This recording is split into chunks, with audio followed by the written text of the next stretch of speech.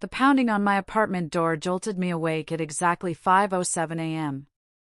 My phone screen, glowing in the dark, showed 3 missed calls from unknown numbers. The knocking grew more insistent. "Sarah, open up!" The voice belonged to George, from 4B, the retired veteran who'd lived across the hall for 6 years. We'd exchanged pleasantries maybe twice. I stumbled to the door, still in my pajamas, my fingers fumbling with the chain lock. Through the peephole, I saw him standing there in what looked like tactical gear, a handgun visible at his hip. My stomach dropped. "What's happening?" I called through the door. "You need to let me in right now.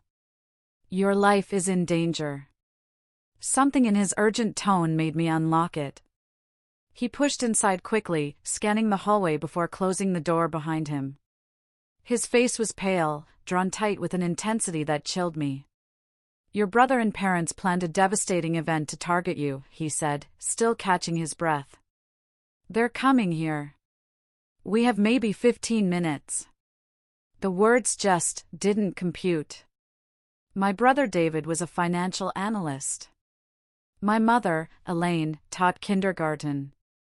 Dad, Mark, owned a hardware store. The suggestion felt absurd. "George, I think you might be confused." "I'm not confused." He pulled out his phone, his fingers moving rapidly across the screen. "I monitor police scanners. Always have. Old habits from the service. 20 minutes ago, there was a domestic disturbance call at 2847 Oakwood Avenue. That's your parents' address." My blood went cold. He was right about the address. When officers arrived, they found evidence of an active threat situation. Your father had materials for constructing explosive devices in the garage. Your brother was there, too. They had blueprints, photographs. Your apartment building was circled on a map. This doesn't make sense. My voice came out hoarse. Why would they? Does it matter right now? He grabbed my shoulders, forcing me to focus. Get dressed. Grab your wallet, keys, and phone. Nothing else. We're leaving through the fire exit. I stood frozen, trying to process what he was telling me.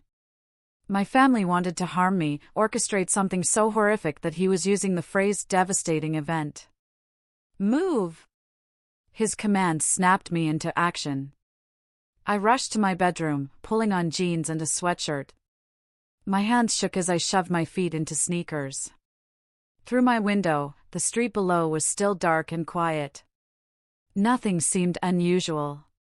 George appeared in my doorway. Leave your phone here. They can track it, but leave it. I set it on the dresser, feeling suddenly untethered from reality. Without my phone, without time to think, I was operating on pure instinct and the desperate hope that this man wasn't leading me into something worse. We moved quickly through the hallway to the fire exit.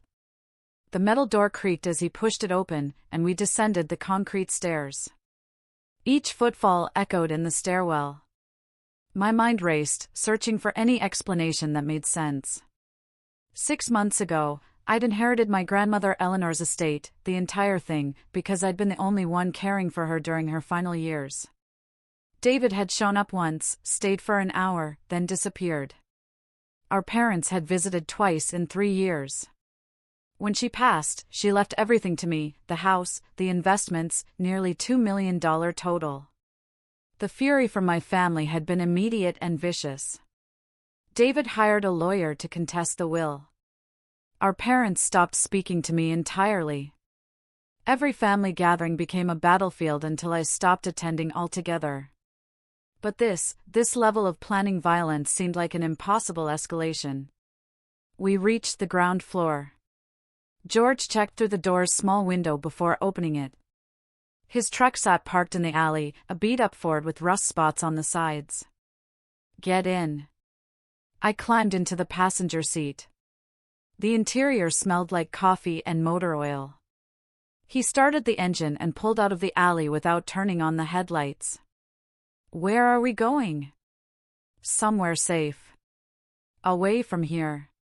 He finally flicked on the lights once we were 2 blocks away. I called the police after I heard the scanner traffic. They're sending units to your building.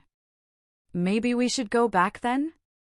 If the police are there, your family knows you live alone. They know your routines. If this plan was coordinated enough to have explosive devices and blueprints, they've thought about contingencies. He drove toward the highway, keeping exactly at the speed limit. My chest felt tight, like I couldn't get enough air. Everything about this felt surreal, like I'd wake up any moment and find it was just a nightmare. Why did you help me? The question came out small. Because I've seen what family members are capable of when money's involved. My sister tried to harm me over an inheritance back in '98. I didn't see it coming either. We drove in silence for several minutes. The sky was beginning to lighten, painting everything in shades of gray. George pulled into a 24-hour diner parking lot and finally turned off the engine. We'll wait here. Once the sun's up and we know more, we can figure out next steps. Inside, the diner was nearly empty. A waitress with tired eyes brought us coffee without being asked. George ordered eggs and toast. I couldn't imagine eating anything. You don't believe it yet, he said, watching me over the rim of his cup. That's normal. Your brain is trying to protect you from the truth. You're asking me to believe that my parents and brother wanted to end my life. Maybe other people, too, based on your use of the word devastating event. That's not something you just accept. No, it's not. He pulled out a battered flip phone. But you will, because it's true. He made a call, speaking in low tones I couldn't quite hear. When he hung up, his expression was grim. They arrested your father at the scene. Your brother fled. Your mother is in custody as an accessory. The diner spun around me. I gripped the edge of the table, trying to anchor myself to something solid. The explosive devices were real. So were the plans. They had your work schedule. Knew when you'd be home. The police found evidence they've been planning this for weeks. But why? My voice cracked. Even with the inheritance, why would they? Because people don't think rationally when they believe they've been cheated. They fixate. They convince themselves that extreme measures are justified, that they are the victims.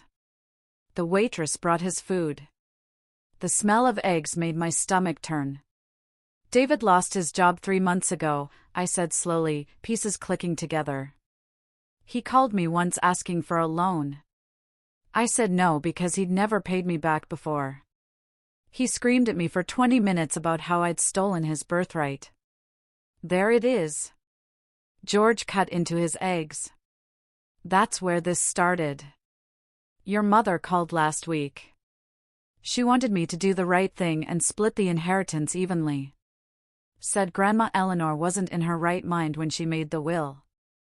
They convinced themselves you were the villain. Made it easier to justify what they were planning. I wrapped my hands around the coffee mug, needing the warmth. Nothing about this morning felt real. Hours ago, I'd been sleeping peacefully. Now I was in a diner, learning that my family had plotted to cause my demise. You should eat something, George said. I can't. You need to keep your strength up. Long day ahead. He was right, though I hated it. I ordered oatmeal when the waitress came back, forcing down small spoonfuls while my mind continued racing. Around 6:30, George's phone rang. He answered, listening intently. His jaw tightened as whoever was on the other end spoke. Understood. Yes, she's safe. I'll bring her in. He ended the call and looked at me with something like pity. They found additional evidence. Your family was planning to target your workplace, too. They wanted to ensure you couldn't escape, so they were going to create chaos in multiple locations simultaneously. The oatmeal threatened to come back up. My coworkers, they were going to hurt innocent people. That appears to have been the plan. The police want you to come in for a statement. They have questions about your family dynamics, about the inheritance dispute. I nodded numbly. What else could I do? The police station was a blur of fluorescent lights and generic office furniture. Detective Miller took my statement, asking questions about the timeline of events, my relationship with my family, any threats they'd made.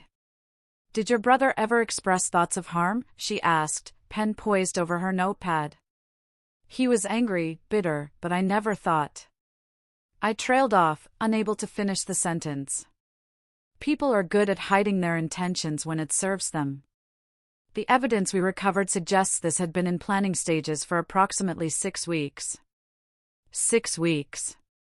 While I'd been going about my normal life, working, sleeping, grabbing coffee with friends, my family had been plotting to end it all. Your grandmother's will is ironclad, Miller continued. We pulled the records. She had a lawyer drafted specifically to prevent challenges. She included a detailed explanation of her reasoning. I never read that part, I admitted. The lawyer just told me she left everything to me. She stated that you were the only family member who'd shown her genuine love and care. That your brother and parents only contacted her when they needed money. She wanted to ensure you were provided for. Tears stung my eyes. Grandma Eleanor had been sharp and funny until the very end. She told me once that she saw through people's nonsense, that she knew who really cared and who was just performing. Your mother posted bail an hour ago, Miller said. Your father is being held without bail due to the severity of the charges and flight risk assessment. Your brother is still at large, though we have units actively searching. What charges are they facing? Conspiracy to commit a violent act, possession of explosive devices, serious charges related to public safety threats. Your father is looking at 25 to life if convicted. Your mother could face 10 to 15 as an accessory. The numbers felt abstract, disconnected from the reality of what they meant. My mother who used to make chocolate chip pancakes on Sunday mornings. My father who taught me to ride a bike. Both of them facing decades in prison for trying to cause my demise. We're going to need you to stay somewhere safe, Miller said. We don't know if there were other conspirators or if your brother might attempt to complete the plan on his own. I don't have anywhere to go. The realization hit me hard. I couldn't return to my apartment. I couldn't trust any family members. My friends didn't know any of this was happening.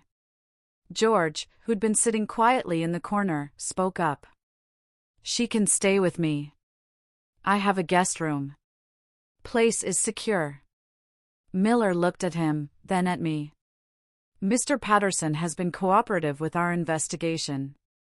His military background and quick action likely saved your life. However, the decision is yours.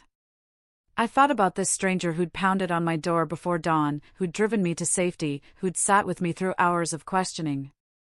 He had no obligation to help me. Yet here he was, offering sanctuary. Thank you, I said to him. I'd appreciate that. Over the following days, the news coverage was relentless. My family's faces appeared on every channel, their alleged crimes detailed in breathless reports. Journalists camped outside my apartment building, hoping for a statement I had no intention of giving. The building management allowed police to secure the apartment once the crime scene investigation concluded after 3 weeks. I hired a service to pack everything up and move it to storage. I couldn't bear to go back myself. Couldn't stand in those rooms knowing my family had planned my death with such precision. David was caught trying to cross into Mexico. He'd been staying with a friend who turned him in after seeing the news reports. Apparently, the friend had no idea what David had been planning. The trial preparation consumed months. Prosecutors built their case methodically, presenting evidence that painted a picture of calculated malice. My family had researched explosive device construction online. They'd surveilled my building. They created detailed schedules of my movements. In one particularly chilling piece of evidence, investigators found a group text thread where the three of them discussed the plan. My mother had written, "She deserves this for what she did." My father's response, "We'll make sure she knows why before the end." Reading those words destroyed something inside me. Whatever love I held onto, whatever hope for reconciliation, died completely. George, who insisted I call him Robert, became an unlikely anchor during this period. He'd survived his own family betrayal and understood the complex grief that came with it. You mourn not just what happened, but what you believed existed before. They were never the people you thought they were, Robert said one evening as we sat on his porch. You just didn't have reason to see it clearly before. But there were good moments, real ones. I remember my dad teaching me to fish. My mom helping with homework. Were those all fake? No. People are complicated. They can hold genuine love and terrible darkness simultaneously. What happened doesn't erase the good parts. It just means those parts weren't enough to stop the darkness when it mattered. The trial began in September, 6 months after that terrible morning. I had to testify, recounting the inheritance dispute and the deterioration of our relationships. Defense attorneys tried to paint me as greedy and manipulative, someone who'd poisoned my grandmother against her own children.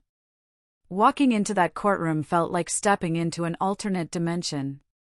My father, Mark, sat at the defense table in an orange jumpsuit, his hair grayer than I remembered. He wouldn't look at me. My mother, Elaine, kept her eyes fixed on her hands, folded neatly in her lap, like she was attending church rather than facing public safety charges. David glared at me with undisguised hatred, his jaw clenched so tight I could see the muscles working. The prosecutor, a sharp woman named Laura Davis, approached me with a gentle expression. She prepared me extensively for this moment, running through possible questions and defense tactics. Still, nothing could truly prepare you for accusing your own family in open court. Sarah, Laura began, can you describe your relationship with your grandmother, Eleanor, in the years before her passing? I took a breath, steadying myself. I visited her twice a week, minimum, more often when her health declined. We'd have dinner together, watch old movies she loved. I handled her medical appointments, helped her with bills when arthritis made it difficult for her to write. And how often did other family members visit during this time? My brother came once in 3 years, stayed maybe an hour, spent most of it on his phone. My parents visited twice. Both times they asked Grandma for money within the first 15 minutes. David's attorney, a slick man in an expensive suit named Stephen Reed, stood during cross-examination. Isn't it true, Sarah, that you actively discouraged your family from visiting your grandmother? No. That's completely false. But you were the primary contact with her medical team. You controlled access to her care information. I was her designated healthcare proxy because she chose me for that role. Anyone could have visited. They simply didn't. Reed paced in front of the jury box. Your grandmother's estate was worth nearly $2 million. That's quite a motivation to isolate an elderly woman from her family, wouldn't you say? Laura objected before I could respond. Argumentative and assumes facts not in evidence. The judge sustained the objection, but the seed had been planted. That's what defense attorneys did. Created doubt, suggested alternative narratives, made the victim seem complicit somehow. The prosecution dismantled those arguments efficiently. Over the following days, they presented Grandma Eleanor's detailed will explanation, which included specific examples of my care versus my family's neglect. They showed evidence of my parents' and brothers' repeated requests for money from her over the years, documented in emails and text messages subpoenaed from phone records. One particularly damning email from my father to Grandma Eleanor read, "We need $30,000 for David's business venture. You've always supported this family. Don't abandon us now when it matters most." Grandma Eleanor had responded simply, "I will not fund another failed scheme. You've borrowed over $200,000 from me in the past decade. None of it repaid. They demonstrated that I'd been her primary caregiver while the others barely visited. Nursing home staff testified about my regular presence and my family's absence. One nurse, an older woman named Susan, spoke about how Grandma Eleanor would light up when I arrived and how she'd once cried after my parents visited because all they wanted was money. Most damning were the explosive devices and the detailed plans. No amount of legal maneuvering could explain those away. The bomb squad specialist who cleared my parents' garage testified about the sophistication of the materials found. These weren't amateur supplies, he explained. Whoever assembled this had studied proper construction techniques. The amount of explosive material present could have leveled a 3-story building. A digital forensics expert walked the jury through the online searches conducted from my family's computers, constructing explosive devices for maximum impact, how to avoid detection during surveillance, apartment building structural weaknesses. The search history painted a horrifying picture of methodical planning. Then came the text messages between my family members.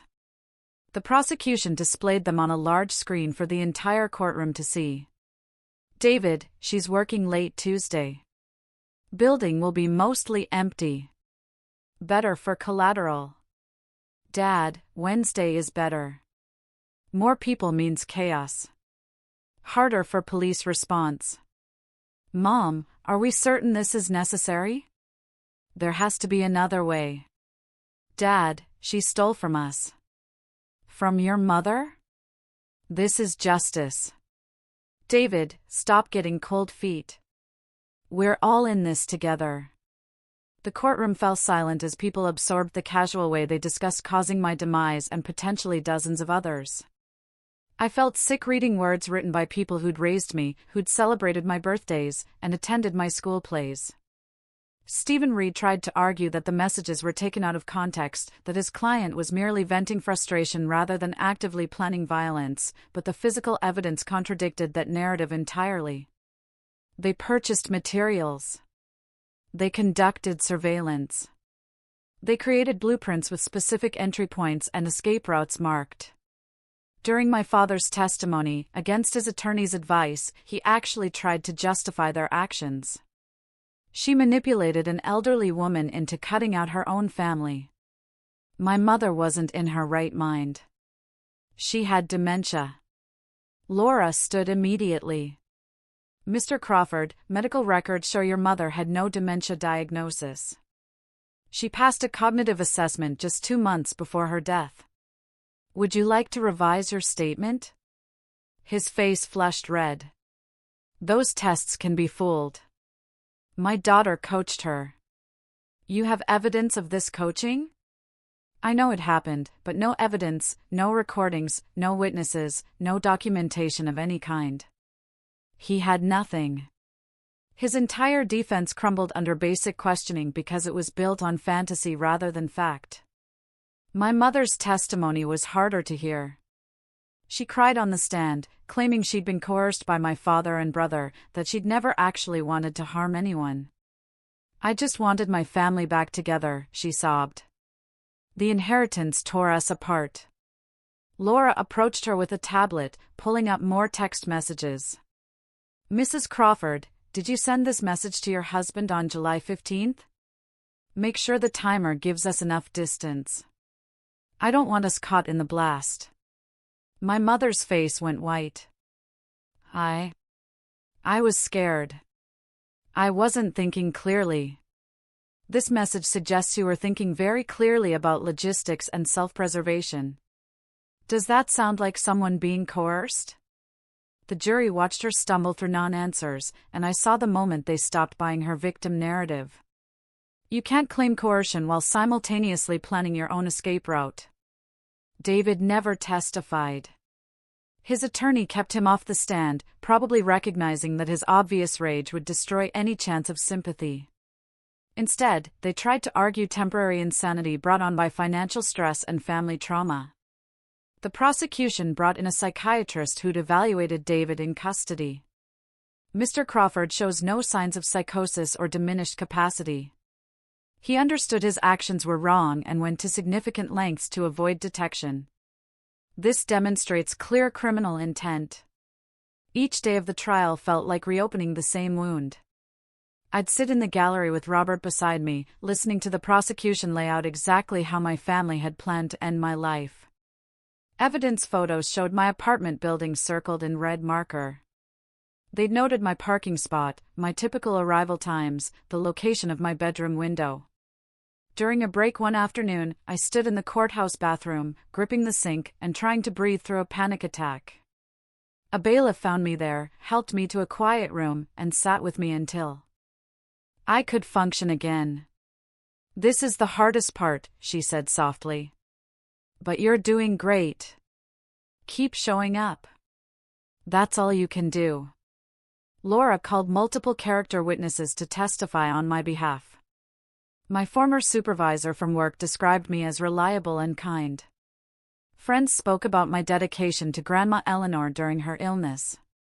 The hospice nurse who'd been with us at the end told the jury about the love evident between us, how I'd held Grandma's hand and sung her favorite songs as she passed. "That young woman gave her grandmother dignity and comfort," the nurse said, pointing at me. "She sacrificed her own time and energy to ensure someone she loved didn't die alone and afraid." The defense tried to discredit these witnesses, suggesting I'd manipulated them, too.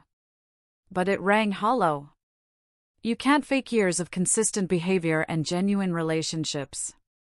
On the final day of testimony, Laura called Robert to the stand.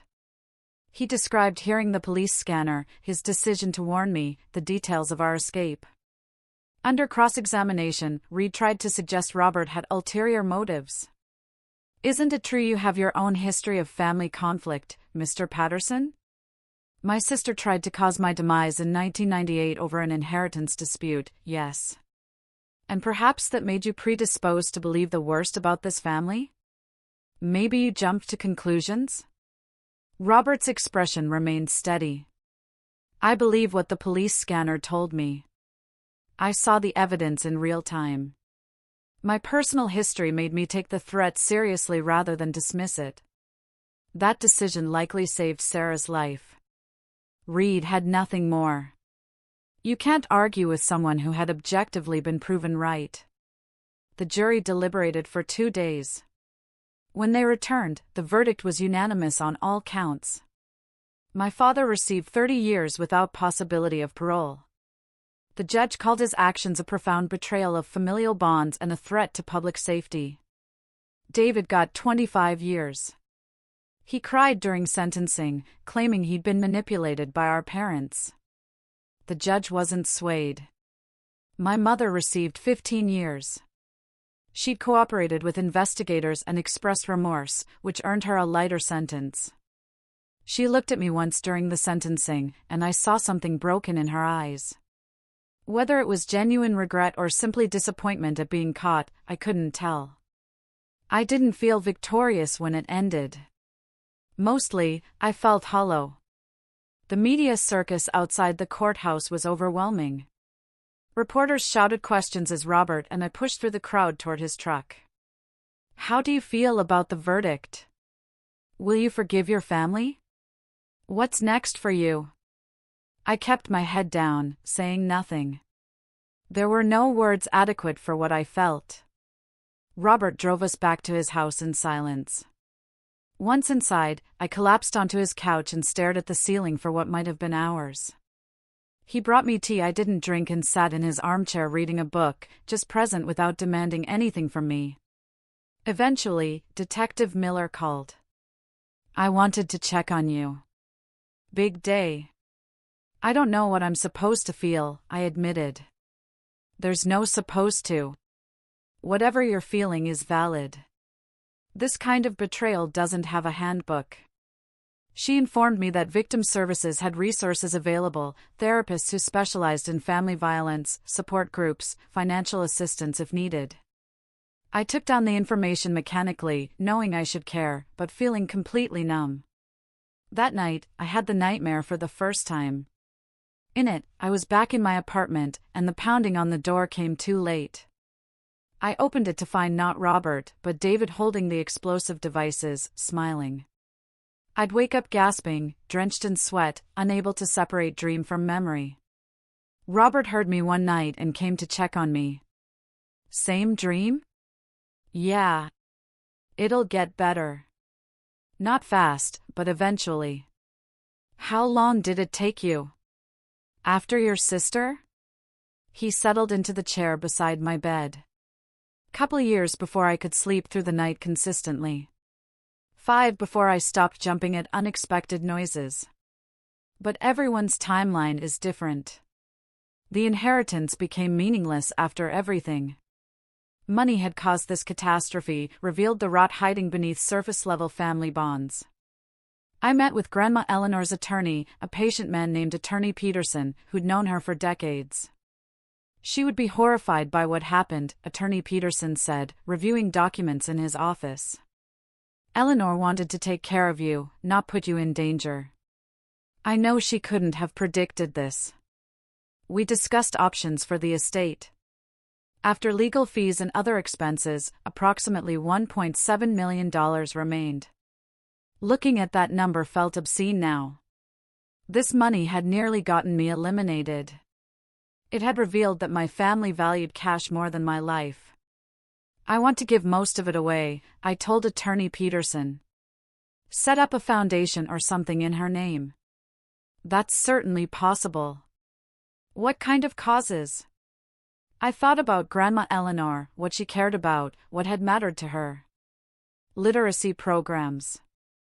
She was a librarian for 40 years.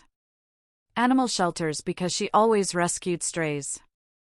And maybe something for senior advocacy, helping elderly people who don't have family support. Attorney Peterson smiled. She would have loved that. I'll draw up the paperwork. Establishing the Eleanor Crawford Memorial Foundation took months of legal work, but it gave me purpose. I kept $200,000 for myself, enough to start over somewhere new, to have security without the burden of excessive wealth. The rest, a full $1.5 million, went toward helping others. The first literacy program we funded was at an elementary school in a low-income neighborhood. They used the money to stock their library and hire a reading specialist. Watching those kids' faces light up when they received their books made me cry in a way I hadn't since everything began. Your grandmother's legacy is living on, Attorney Peterson said at the ribbon-cutting ceremony. Not through money, but through the lives being changed because of it. I visited her grave regularly during those months. The cemetery was peaceful, surrounded by old oak trees that provided shade in the summer heat. I'd sit cross-legged beside her headstone and talk to her like she could hear me. They're in prison now, I told her one afternoon. 30 years for Dad, 25 for David, 15 for Mom. I keep trying to feel something about it, but mostly I'm just tired. A butterfly landed on the headstone, its wings brilliant orange in the sunlight. Grandma Eleanor had loved butterflies, said they reminded her that beautiful things could emerge from darkness. I'm leaving soon. Starting over somewhere nobody knows what happened. Robert found me a place in Montana. A town small enough to be quiet but big enough to get lost in. I got a job at the library there. Seemed fitting. The butterfly flew away, and I watched it disappear into the trees. I hope I'm making you proud. I hope this is what you wanted for me, to live, to use what you gave me to help people instead of destroying them over it. Robert helped me pack up a few belongings I'd accumulated during my stay at his place. Most of my old possessions remained in my apartment, which I'd hired someone to clear out and put into storage. I couldn't face going back there myself. You going to be okay out there alone? Robert asked as we loaded boxes into a rental truck. I think so. I have your number and the therapist out there comes highly recommended. Good. Use both of those resources. Don't try to tough it out alone. The drive to Montana took 2 days. I stopped at random motels, ate at diners off the highway, listened to podcasts about true crime that seemed tame compared to my own story. Somewhere in Nebraska, I pulled over at a rest stop and just screamed into the empty plains. Let out months of rage and grief and confusion until my throat was raw. A truck driver approached cautiously. You okay, miss? Yeah. Just needed to get something out. He nodded like he understood. Long road will do that to you. Safe travels. Before I left, I visited Grandma Eleanor's grave one final time. Someone had left flowers recently, probably the staff from the nursing home where she'd spent her last months. I knelt beside the headstone, tracing her name with my fingers. You tried to take care of me, I whispered. Even after you were gone. I'm sorry it turned into this. The wind rustled through the trees surrounding the cemetery. Somewhere nearby, a bird sang. I'm going to be okay, though, eventually. Because you taught me what real love looks like. It's not just blood relation. It's showing up. It's caring when nothing is gained from it. Robert showed me that again. I stood, brushing dirt from my knees. The sun was setting, casting long shadows across the graves. Time to go. My new apartment was small but comfortable. I got a job at a library, something quiet and low-key. My coworkers knew nothing about my past, and I preferred it that way. I was simply the new girl who shelved books efficiently and recommended good mystery novels. The Montana town felt like stepping into a different world. Mountains loomed in the distance, snow-capped even in summer. The air was thinner, cleaner than what I'd grown up breathing. My apartment sat above a bookstore, which seemed almost too perfect. The owner, an elderly woman named Carol, had kind eyes and asked no prying questions when I signed the lease. You running from something or towards something? She asked while handing me the keys. Both, I think. She nodded sagely. That's usually how it works. Good luck, dear. The library job started in October. My supervisor, a woman in her 50s named Brenda, gave me a tour of the small building with obvious pride. We're not fancy, but we serve our community well. Lots of kids come after school. Seniors use our computer lab. We're a gathering place as much as a library. My responsibilities were straightforward: shelving returns, helping patrons find materials, managing the children's section during story time. The simplicity was exactly what I needed. No high stakes, no drama, just books and people who wanted to read them. The children's section became my favorite. Kids didn't care about your past or your trauma. They wanted someone enthusiastic to help them find books about dinosaurs or fairy tales. A little girl named Chloe, maybe 7 years old, became a regular. Do you have any books about brave girls? She asked during her first visit. So many. What kind of brave? Adventure brave? Smart brave? Kind brave? Her eyes widened. There are different kinds? Absolutely. Let me show you. We spent an hour pulling books, discussing characters and their various forms of courage.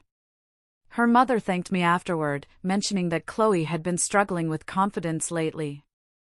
Helping that child felt more meaningful than anything I'd accomplished in my previous life.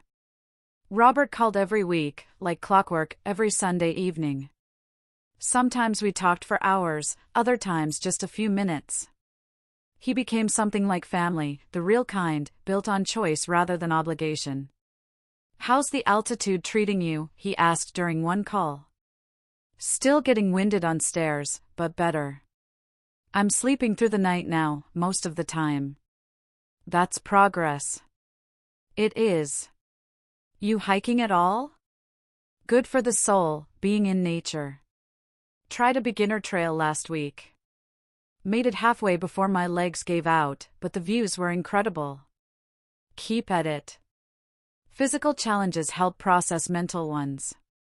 My therapist in Montana, Dr. Elizabeth Hayes, specialized in complex trauma. Our first session involved mostly history-taking, but I could tell she understood the layers involved in family betrayal. You're not just grieving the loss of your family, she explained during our third meeting. You're grieving the version of them you believed existed. That's often harder than mourning a death, because there's no closure. They're still alive, still out there, even if locked away.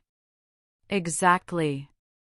And part of you keeps waiting for the revelation that it was all a mistake, that they're actually sorry, that the family you remember was real.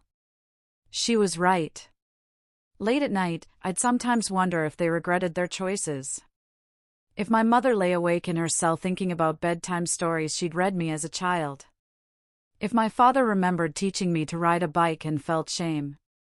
If David ever considered that we'd once been close, that he'd been my protector when we were young.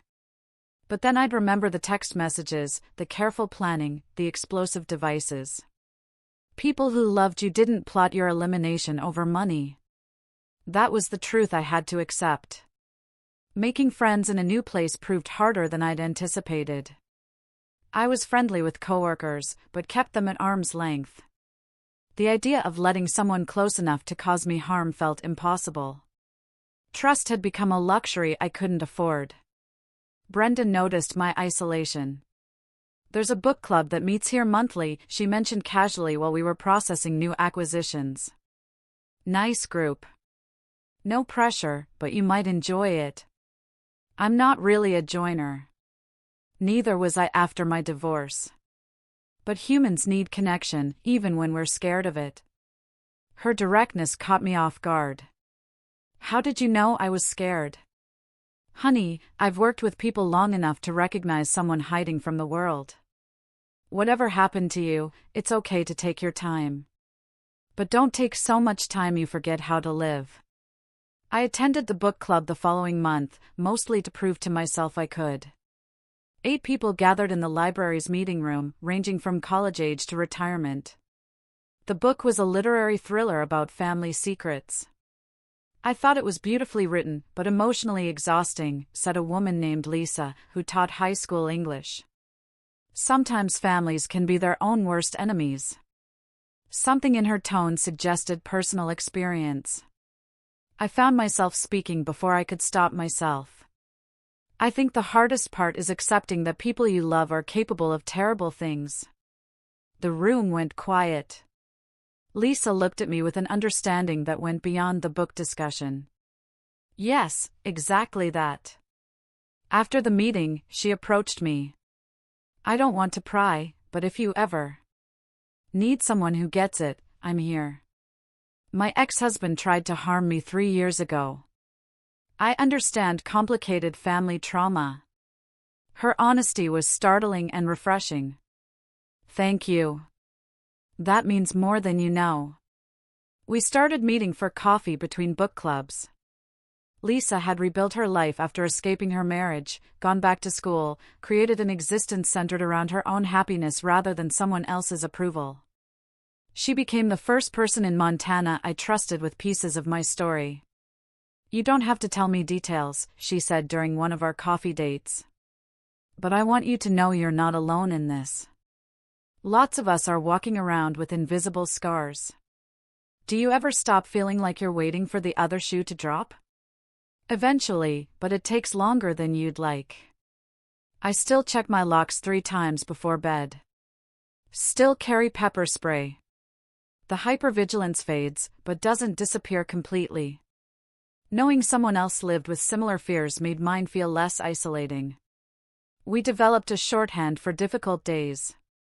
A text that just said, "Today is hard," was enough to prompt support without requiring explanations. Winter in Montana was harsh, but beautiful. Snow blanketed everything, turning the town into something from a postcard. The library became a refuge for people escaping the cold. I'd make hot chocolate for the kids during story time. Watch them warm their hands around the cups while I read tales of adventure and magic. One afternoon, a mother approached me after story time. "My daughter Grace talks about you constantly. You're her favorite person at the library. She's a sweet kid, always asking thoughtful questions about the stories. She lost her father last year. Car accident. She's been struggling with trusting adults again. But she trusts you." The responsibility of that trust felt heavy, but also healing. If this child could find safety with me after loss, maybe I was capable of being a safe harbor despite my own brokenness. Christmas approached, my first holiday season truly alone.